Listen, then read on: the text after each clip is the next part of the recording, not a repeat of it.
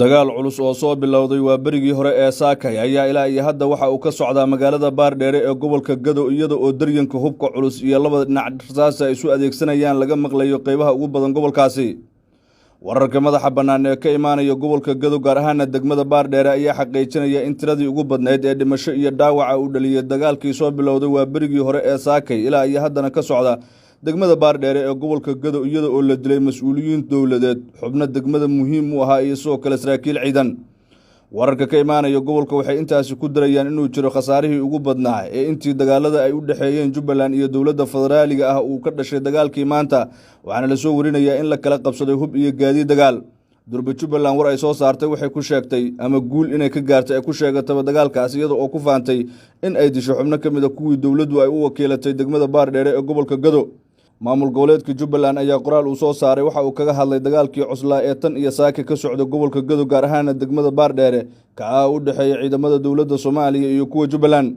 Jubbaland ayaa shaaca ka qaaday in weerarka ay soo qaadeen ciidamo ka amar qaata madaxweyne Xasan Sheekh Maxamuud ayna beegsadeen xarunta maamulka degmada sida lagu sheegay qoraal goordhaweed uu baahiyay telefishinka ku hadla afka dawladda Jubbaland. kooxda Xasan Sheekh Maxamuud oo wali hagardaamada iyo kala qaybinta ka dhex wada bulshada reer Jubbaland ayaa Saakay waa berigii weerar ku soo qaaday xarunta degmada Baardheere oo ay ku sugnaayeen maamulka degmada ayaa lagu yiri qoraal ka soo baxay dawlad goboleedka Jubbaland.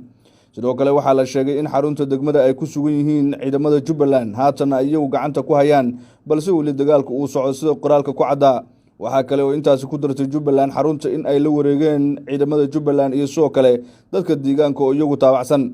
xarunta ay Xasan Sheekh Maxamuud iyo kooxdiisa dagaalka ku soo qaadeen waa halka loogu adeego bulshada Baardheere. taa waxay muujinaysaa sida Xasan Sheekh Maxamuud uusan dan uga lahayn bulshada kaliya ay u caddahay tan shakhsiga iyo mid isaga u gaar ayaa lagu yiri warka ka soo baxay dawlad goboleedka Soomaaliyeed ee Jubbaland. waxaa kaloo intaasi la sii raaciyay Xasan Sheekh iyo kooxdiisa waxa ay go'aansadeen inay burburiyaan nidaamka dawliga ee ka jira degmada maadaama fikirkoodii qaldana uu ka socon waayay ayna ka hirgelin waayeen magaalada Baardheere ayaa lagu yiri warka ka soo baxay dawladda Jubbaland.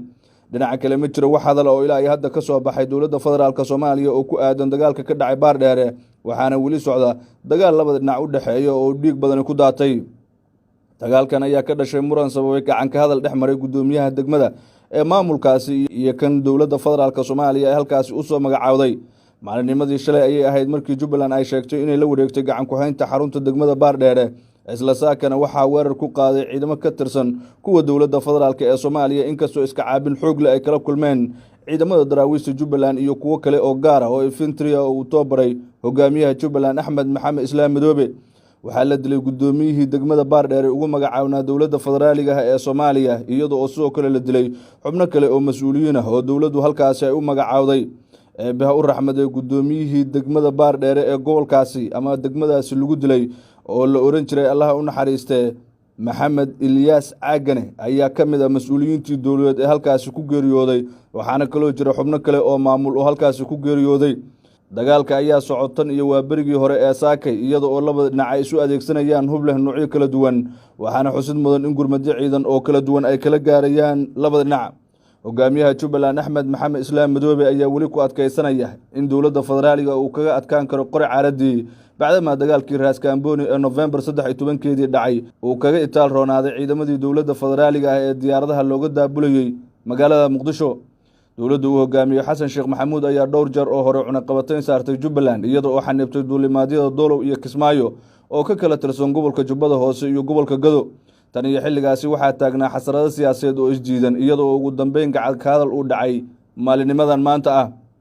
si kastaba dagaalkii kan ka horreeyay ayaa ka dhacay magaalooyinka Doolow iyo Raas Kaambooni ee gobolada Gado iyo Jubbada Hoose waxaana ku dhintay ugu yaraan saraakiil ciidan iyada oo dawladda federaaliga dagaalkaasi looga adkaaday.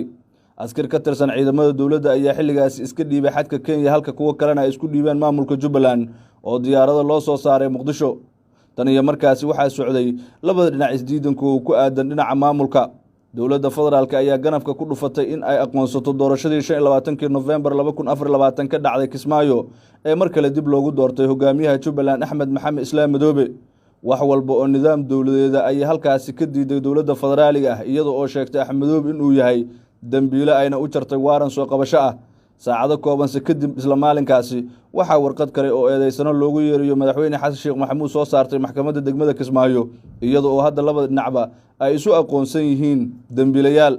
Axmedoobe ayaa muddooyinkii ugu dambeeyay ku sugnaa magaalada Nairobi ee xarunta waddanka Kenya wuxuuna halkaasi kulamo kula qaatay madax ka tirsan Kenya iyo sidoo kale saraakiil ciidan oo ka socotay waddanka Itoobiya. Hadda wuxuu helayaa hub iyo saanad ciidan isaga oo diyaar u ah dagaal ula gala dowladda dhexe ee federaalka ee Soomaaliya.